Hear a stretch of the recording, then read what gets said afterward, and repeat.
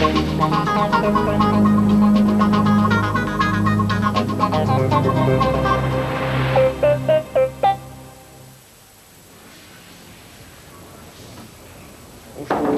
Bonjour. Vous allez bien? Ça va? Vous allez vous installer en box 2? Oui.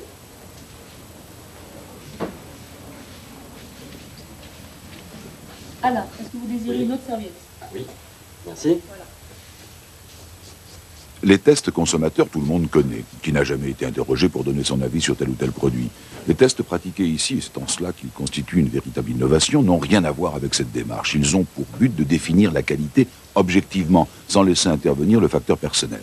On est ici dans le domaine de la recherche. Au stade même de la mise au point des produits, des expérimentateurs spécialement entraînés évaluent méthodiquement, selon des critères sensoriels prédéfinis, la texture ou la consistance, par exemple, d'une formule cosmétique. C'est ce que l'on appelle l'analyse sensorielle.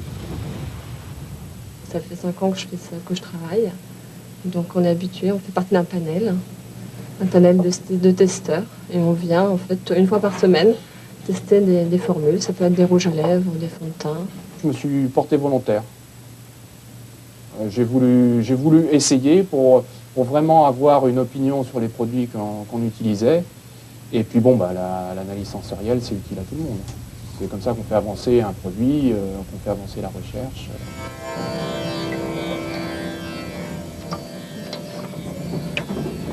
L'analyse sensorielle est née dans les années 50 aux États-Unis avec la fabrication industrielle de produits alimentaires. Après une période de tâtonnement faisant appel à des concepts psychologiques, elle s'oriente vers la sémantique, c'est-à-dire la signification des mots. Dans les années 70, quand moi j'ai commencé à m'y intéresser, on avait carrément 20 ans de retard sur les Américains.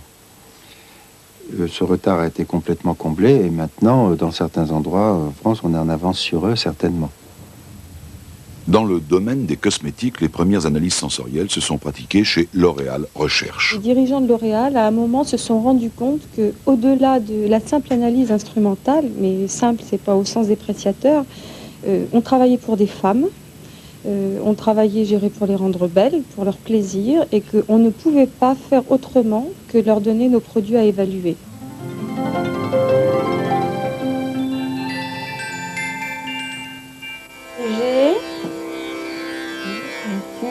De la flanelle un peu pilule. S'il s'agit par exemple d'évaluer les caractéristiques d'une crème, nous allons d'abord définir quels sont les bons descripteurs, parce que le seul moyen d'évaluer un produit, c'est déjà de le décrire. Les mots sont les vecteurs de nos sensations, ça peut paraître banal, mais c'est vraiment la clé de voûte d'un travail réussi.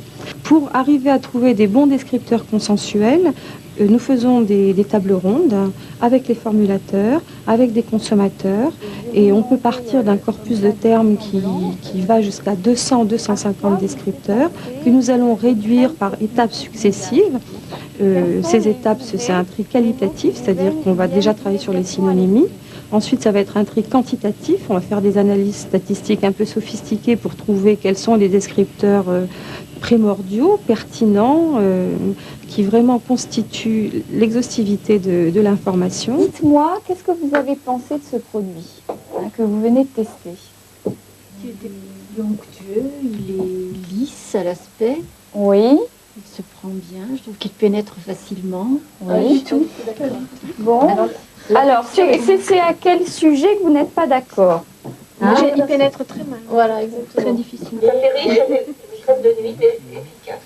D'accord. En fait, ce qu'on cherche à aussi amener, c'est au final des descripteurs où il n'y a pas de doute possible, ou en tout cas le moins possible, pour que la description et l'évaluation soient possibles. Pour pouvoir être sûr qu'un descripteur est une grandeur mesurable, il faut déjà s'assurer que tous les gens ont compris ce qu'il signifie. Donc le seul moyen de comprendre, la plupart du temps, c'est de proposer des références à l'apprentissage. Par exemple, si on prend un descripteur tel que le mot cireux ou le mot filant, il ne faut pas que chaque individu du panel ait sa propre définition. La notation que nous obtiendrions à partir de ces descripteurs serait complètement oiseuse parce que ça correspondrait à rien du tout. Par exemple, la définition qu'on donnera pour la texture filante, c'est en fait à la prise, quand on applique le doigt sur le produit et qu'on lève le doigt, il y aura un fil qui va se créer entre donc le produit dans le pot et le doigt. Donc là, c'est visuel, c'est net, donc il n'y a pas d'ambiguïté possible. Ce qui n'est pas subjectif du tout, ce sont nos sensations, ce que nous sentons. Si il y a un courant d'air et qu'on a froid à la figure, c'est pas subjectif du tout. C'est des capteurs du froid qui ont envoyé un message spécifique au cerveau qui a reconnu qu'il s'agissait de froid. Maintenant, si la personne dit « Oh là là, ce courant d'air m'horripile », ça c'est subjectif, parce que la personne d'à côté, ça lui est bien égal. Ces personnes, si on fait appel à elles, c'est qu'on attend des résultats concrets qu'aucun instrument de mesure ne pourrait nous donner.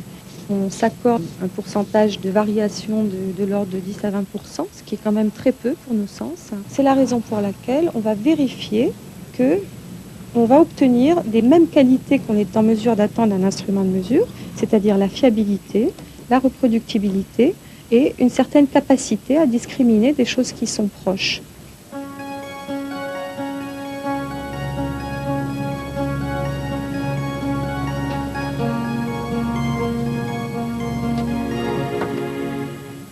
Le film n'est pas collant. Le résultat du maquillage est bien. Le film est homogène. Et il est assez couvrant. Après l'application, nous n'avons pas d'effet brillant, un petit effet collant, mais le produit est relativement confortable et très filmogène.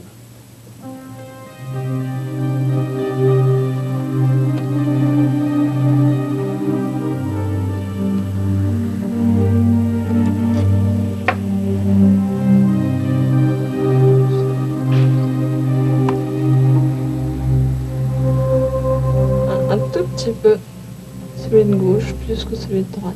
Une fois que les séances d'analyse sensorielle ont eu lieu pour une formule, c'est-à-dire que l'on a obtenu des résultats sur la base de 30-35 panélistes, jamais moins, pour justement ce souci de stabilisation des résultats statistiques, nous obtenons ce que l'on appelle un profil sensoriel qui va devenir vraiment l'outil de travail à disposition des formulateurs. Le profil sensoriel, c'est presque la carte d'identité du produit, c'est-à-dire que ça va être une courbe qui représente ses principales caractéristiques par rapport aux descripteurs qui ont été prédéfinis. La seule différence qu'il y avait entre les deux, c'était le taux d'actif.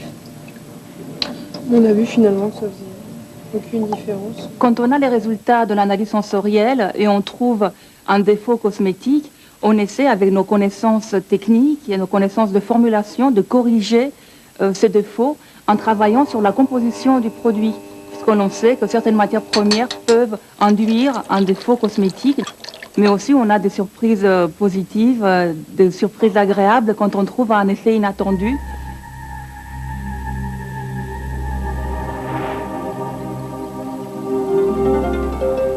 Lorsqu'on a voulu formuler des produits adaptés aux peaux sèches, donc on a choisi de formuler des produits contenant un taux important de corps gras.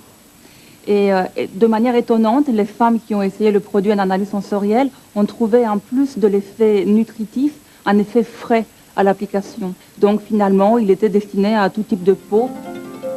Sachant que de toute manière, le produit va être testé, c'est vrai qu'on a envie d'oser, d'aller plus loin, d'imaginer des textures tout à fait nouvelles, innovantes.